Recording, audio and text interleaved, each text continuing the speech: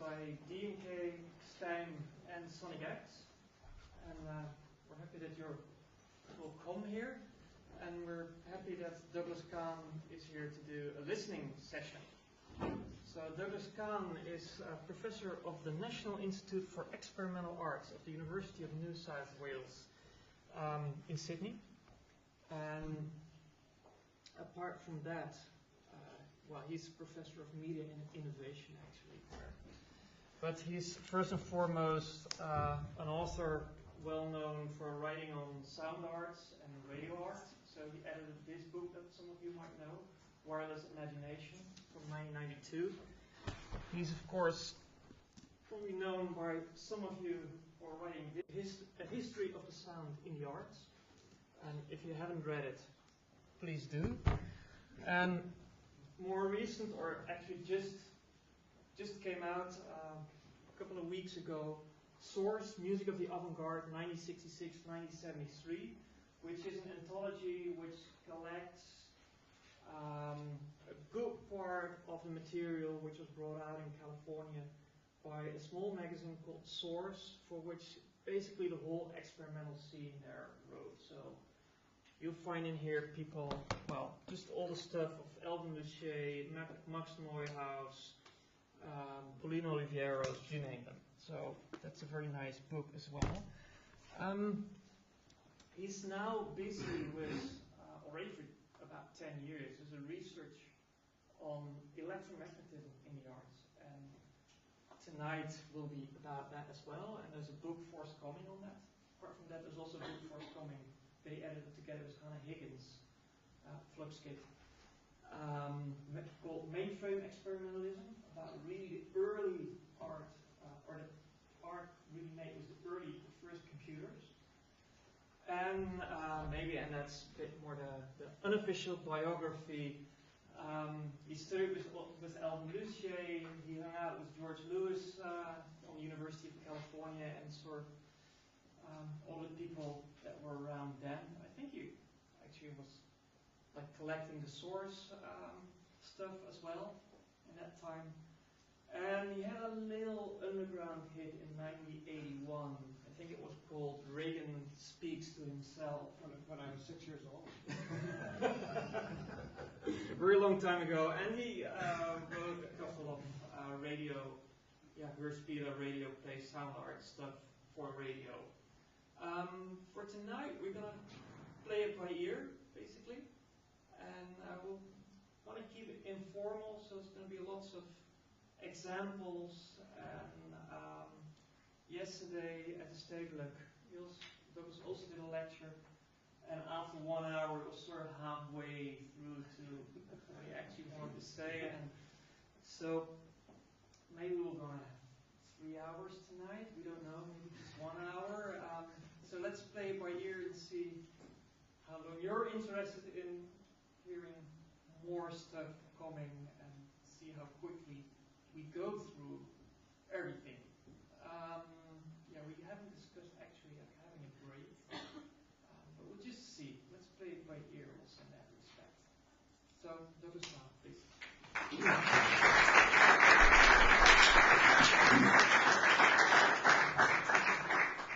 Thanks, Ari, and thanks, Lucas, Sonic X, and Annette, who's not here, and Kahn from Steim here.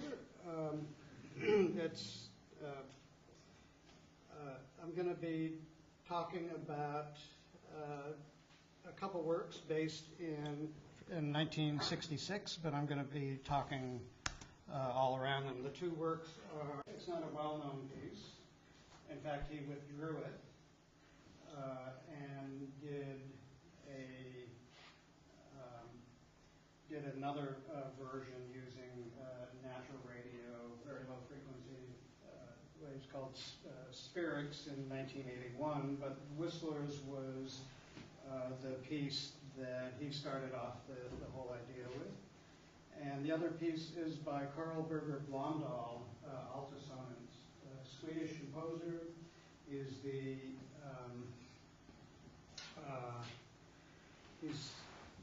you may know him because he was one of the founders of sort of the modern or postmodern version of in Stockholm. So kind of, you listen to most of his composition, it'd be like a late modern composer, but he had an opera called, what's the name of the opera? Yeah. What? I don't remember either. Yeah, Ariana, I think. And there's some sort of electronic pieces within the opera, but Alta Sonans was a piece of experimental television, actually. So I'm going to sort of work around these two pieces, but for the really interesting thing is for a lot of experimental music of the 1960s, they have roots in the material culture and the knowledge production of the Cold War within sort of this militarized science. This is really an interesting something that there's not a lot of sort of scholarship on experimental music to start with, and I don't know anybody who's sort of looked at the Cold War connections, but if you get sort of deep enough into it, you sort of can't get away from it. And so it seems like it's a sort of the heart of a lot of the technology that we'll be talking about came out of what was called the International Geophysical Year. It was actually a year and a half. You think, being scientific, they would know what a year was, but they missed it. But Sputnik and Explorer satellites were actually put up, under the auspices of these scientific missions. Of course, they have these geopolitical and military implications, and mostly because of the rockets that could send a little artificial moon in orbit could also be equipped with weaponry. But the first one is the beeping Sputnik #1. First thing we're going to listen to is a sound that a lot of people listen to. It was the Sputnik beep. It was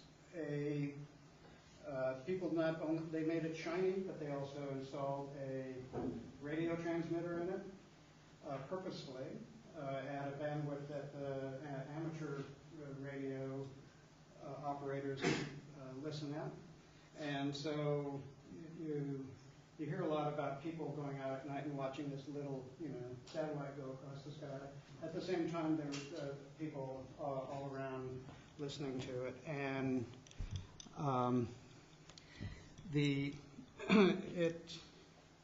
you can't sort of overestimate how much this scared the shit, scared the shit out of people because it just stigmatized the sky. Previously, if you were in Nebraska, or Kansas, somewhere in the Midwest, you wouldn't worry about some bombers coming over you. You figure they wouldn't get that far, but all of a sudden there was no place that seemed safe. There was a lot of fascination that the fact that things were in outer space, but there was this paranoia that went with it as well. But anyway, so this sound was a beep that had a lot. People heard many things in it. The first one is the beeping Sputnik #1.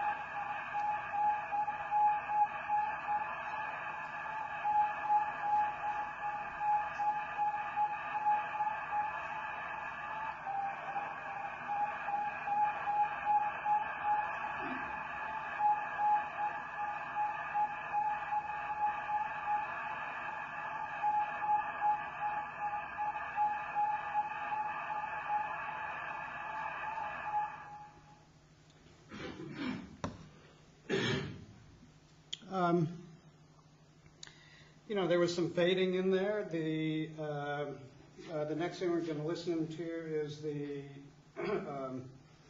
Sputnik, Doppler effect on the Sputnik. In other words, as the sort of disappearing over the horizon, a very elevated horizon, but disappearing nonetheless.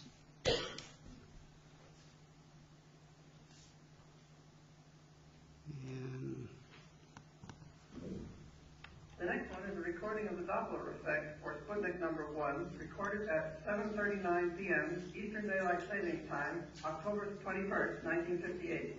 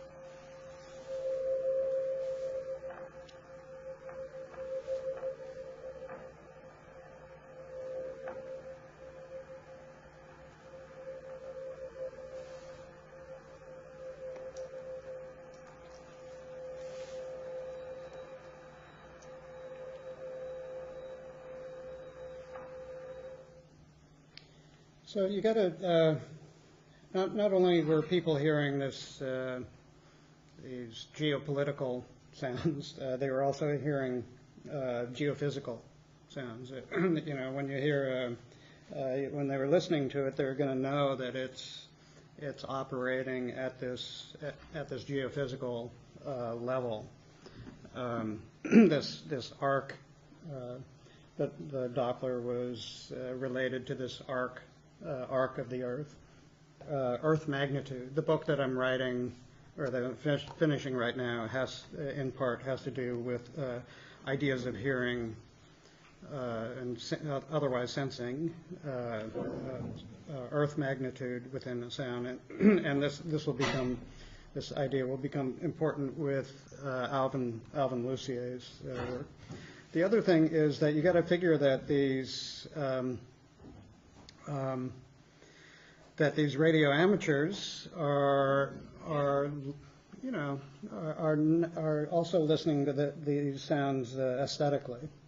There's a lot of the well-known experimental musicians, electronic musicians, in the 20s and 30s and afterwards, Pauline Oliveros is one person, would actually listen to the sounds in between stations, and not just the heterodyning, but kind of the, some of the atmospherics. And so, that this type of listening may not have been a making of electronic music, but they were listening to some pretty cool, I think this piece is, I don't know, it's not for Anne Rising, but it's, but there's some really nice pieces, and there's also within the Sputnik beeping, there's this whole genre of anomalous effects. Sort of this, not just Doppler, but all these kind of atmospheric reflections going on, and these strange signals that scientists would try also to figure out what was creating them. But anything about sounds of the period and the satellite culture, atomic culture, also has a lot of popular music about it. So we've listened to a couple pieces.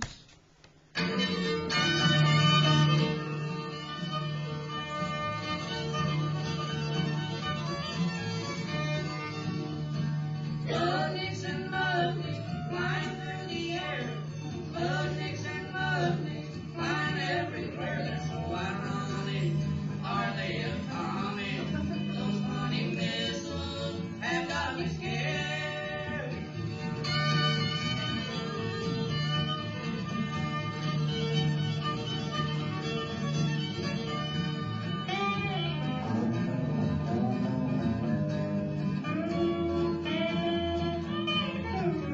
The strangest looking objects I ever saw from space, with a dog inside that got to ride into the USA to see our hound dog or American groundhog.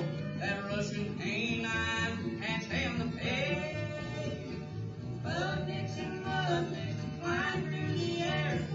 Budniks and mudniks flying everywhere. They're so ironic. Are they atomic? Those funny missiles have got me scared.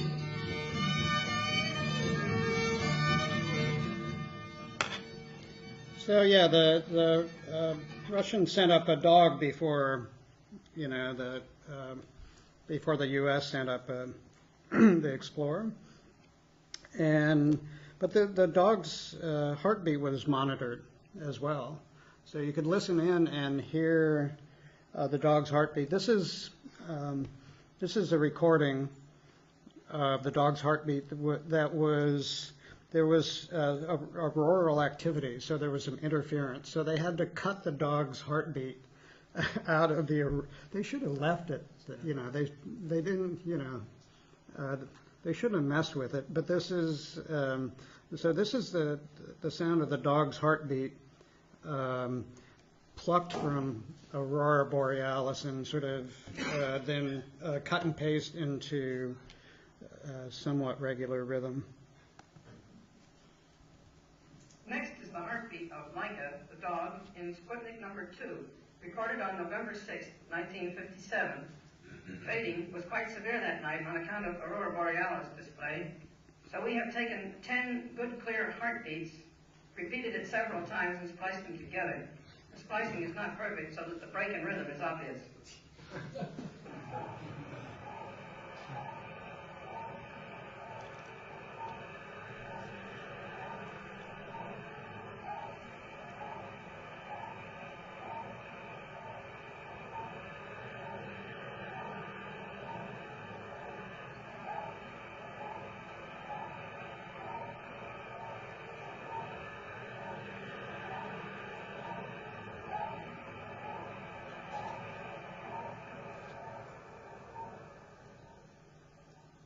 Yeah, it's like a weird little bark. That's what's.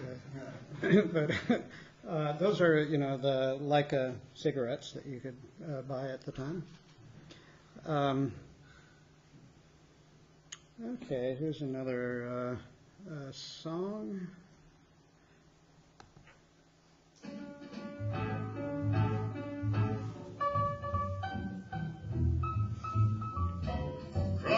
through the fallout, baby, when they drop that bomb.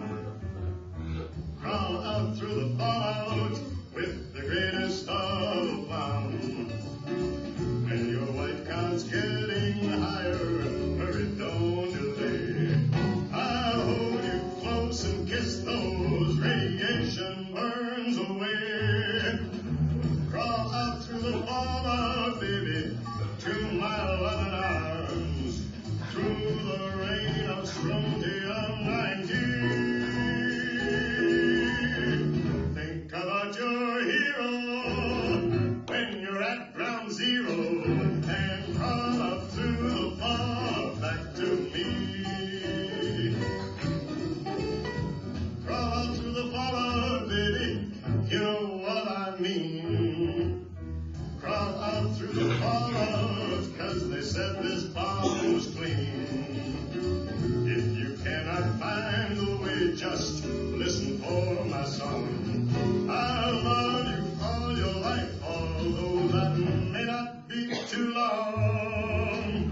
Crawl out through the fallout, baby, to my little loving arms, while those ICBMs keep us free. When you hear me call out, baby, kick the wall out and crawl out through the fallout back to me. 'Cause you'll be the only girl in the world. Crawl out through the fallout back to me. Crawl out through the fallout back to me. Why don't you crawl out through the fallout back to me?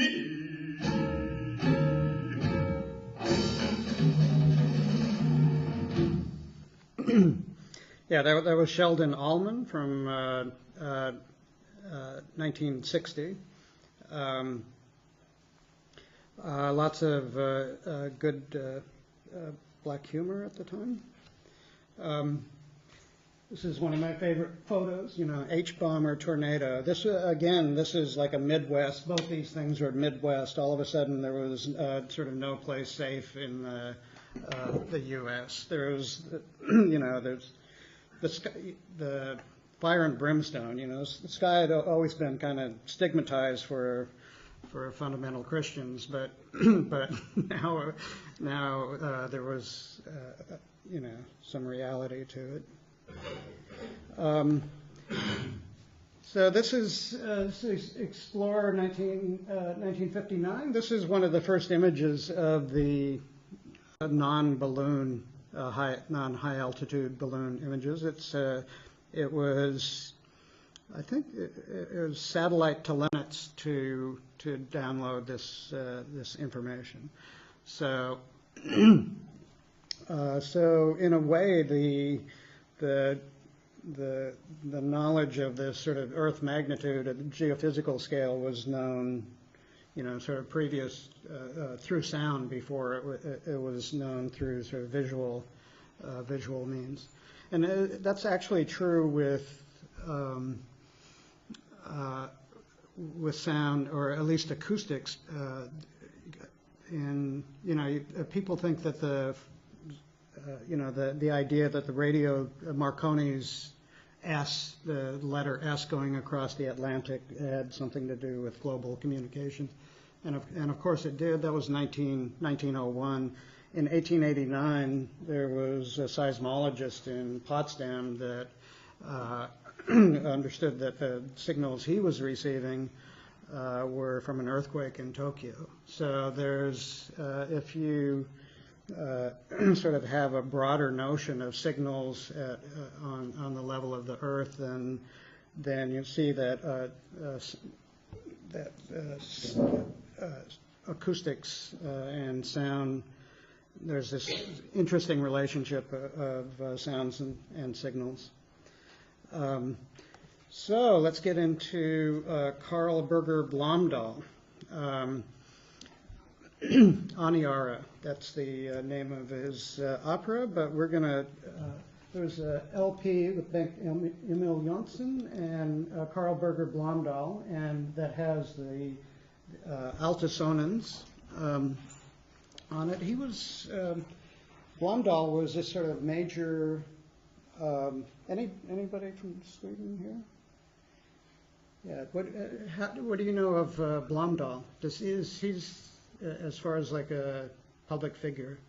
Well, he's a very known composer and revered man, and the Aniara piece is very loud. It's not being, you cannot really hear it much, so it's not being important, but still spoken. Yeah, Aniara I read used to be one of the most performed pieces, like of opera.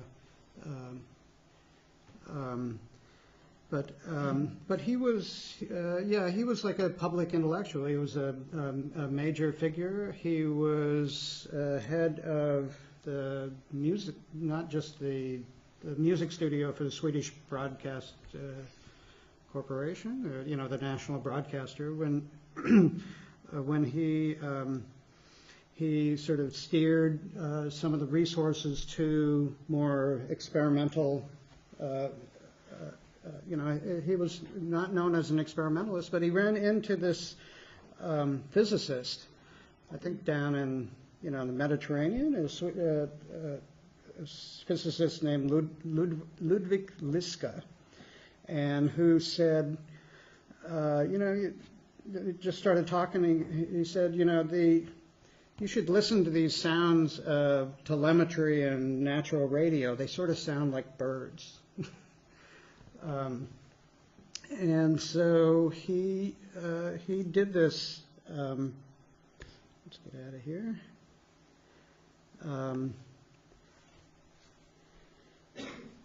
He died too young. Just before he died, he did a piece for Swedish television. I think that at the time this was the only channel. So this is showing at prime time nationally in 1966, and it's a musical composition, but it's also a piece of experimental television. And it's, as far as I know, it's not very well known, even in Sweden. Although I got this from somebody in Swedish television, and it had, obviously it has been shown. What you'll see is, some video feedback, which was not that unusual at the time, but there's also sort of images of data, and the sounds will be bird sounds, natural radio, VLF, that I'll go into, but a lot of the sounds are sounds of telemetry that were collected by Ludwig Liska, for his job. He was a physicist in Sweden.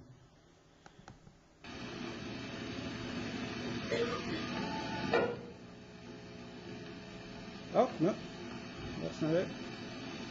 Sorry. This is nothing more than a light being turned on. Wrong one. That's a little bit later. Let's see. Here it is.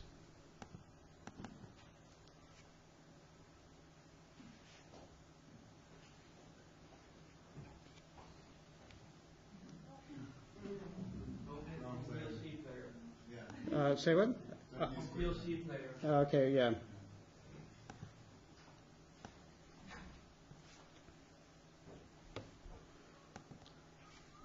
Can we open the door and get some air going through here? It's getting awfully warm.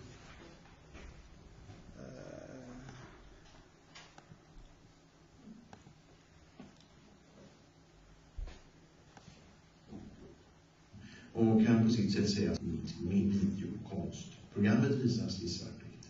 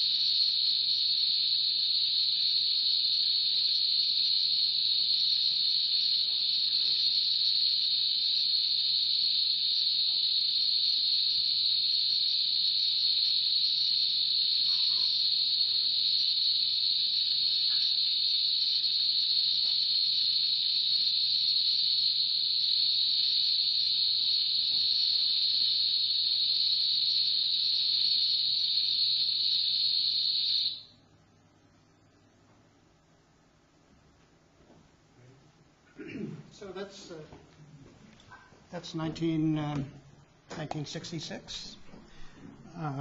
It's sort of the, if you know semiconductors work, it's sort of the precursor of semiconductor, especially, with the solar data even. I thought it was actually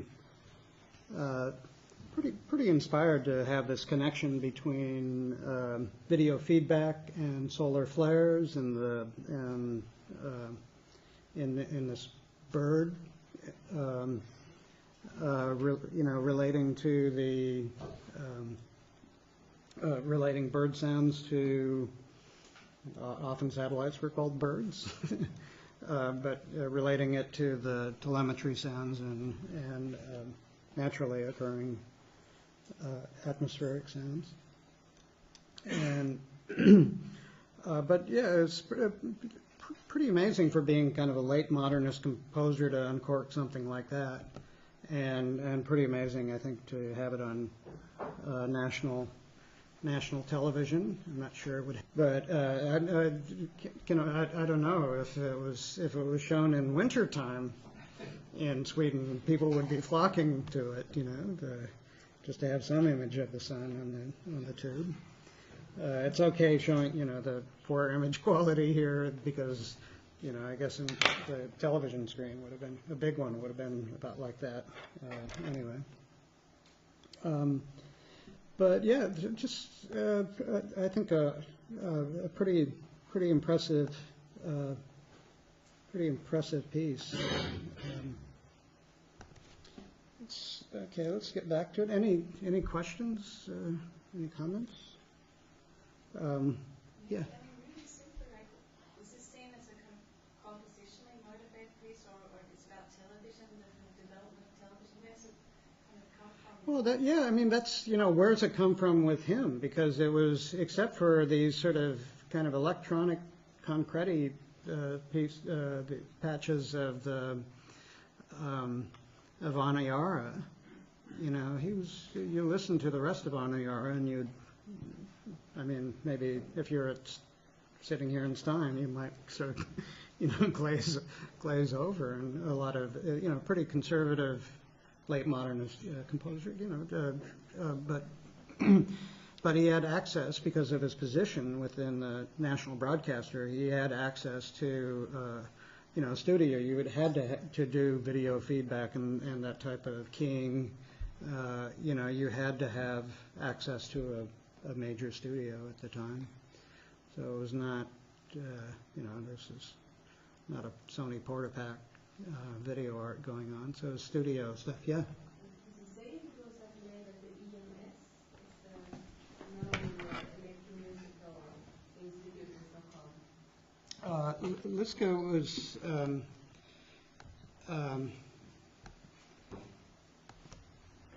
he was studying the. I'm going to get him confused with this other physicist. He went on to do infrasound, but he was studying the way the telemetry, the signals from the satellite, the radio signals. That's what telemetry is. The radio signals from the satellite. Just like the Doppler effect on Sputnik, and these anomalous waves and the fading, and so a lot of the physics at the time was to determine how you could sort of compensate for if you had certain electrical states, say, of the atmosphere, just with any type of radio, just sort of the fading from being day and night, the sort of diurnal influences, the magnetic storms, the coronal mass ejections, like we've been having over the last 6 months or so. Those types of influences. If you want some type of certainty in the data that you're getting from the satellites, you have to sort of figure out all those variables and so that's what he was involved in. Getting to probably some more familiar territory with the work of Alvin Lucier. He did a piece also that I'll get to in soon called Whistlers. But Whistlers was that had natural radio on it. It was, as far as I can tell, it was Blondal and Lucier who were the first ones to use sort of these outer space sounds, whether anthropogenic or naturally occurring. But for Lucier, they were part of a more sort of coherent cosmology, personal cosmology. Sort of this electric that I talked about, epistetic, electromagnetic spatiality that we all live with now anyway, with the voltage differences on a motherboard or some circuit and the global architecture of communications. For Lucier, it was brainwaves and these electrical signals going into outer space. So this,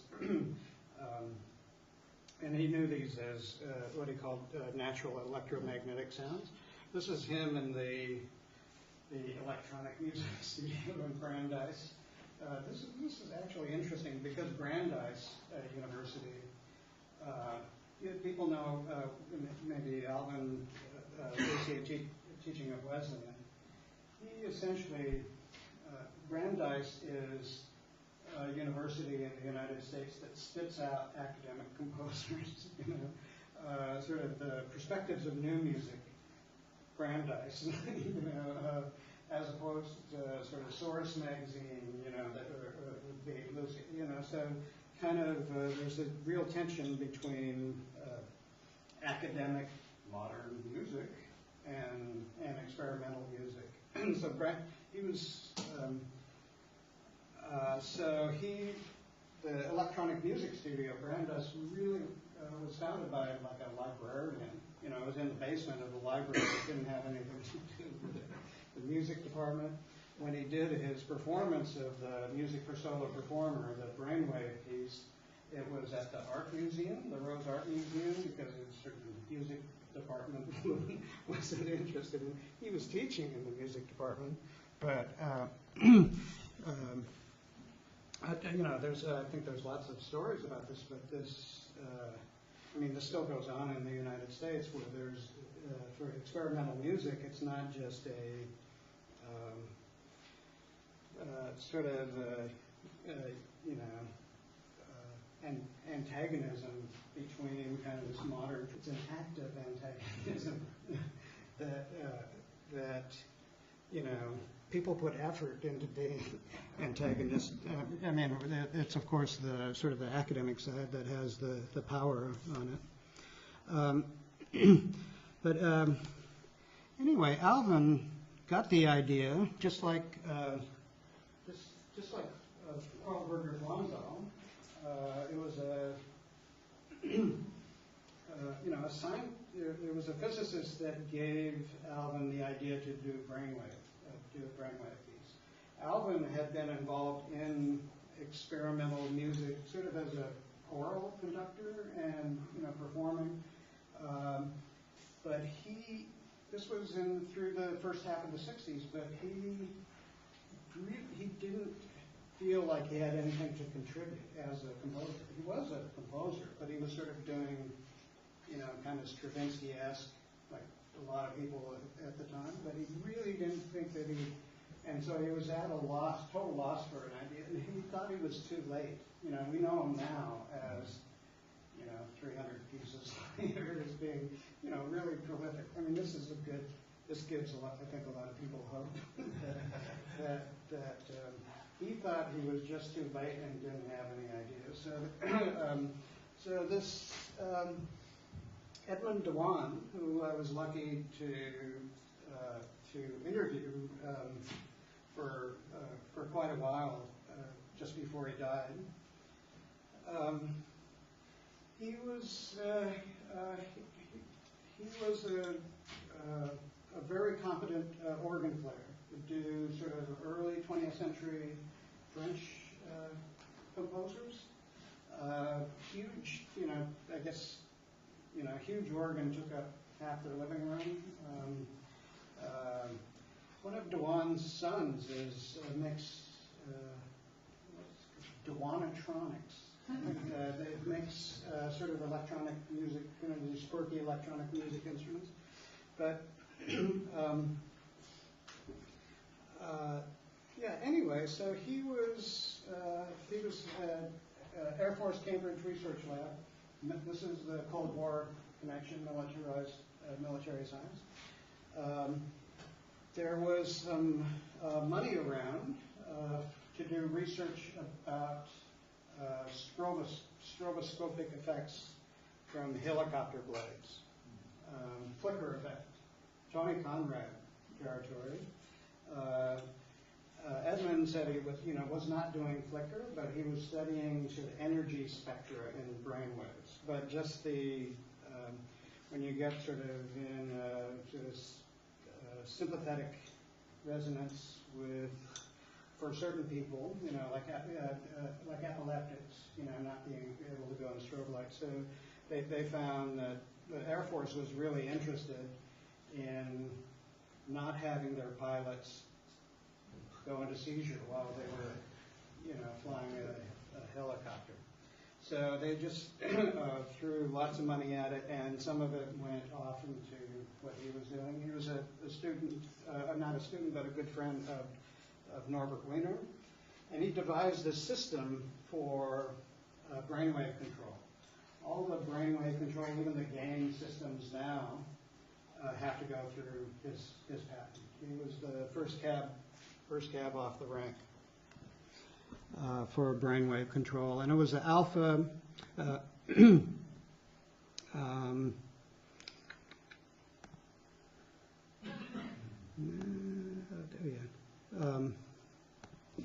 So it was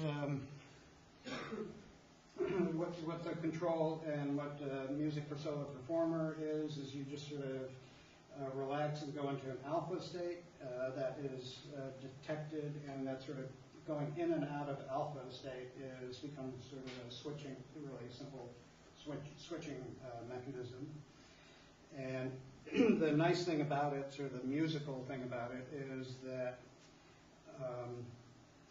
that the way to come out of alpha is either to open your eyes or to think visually. So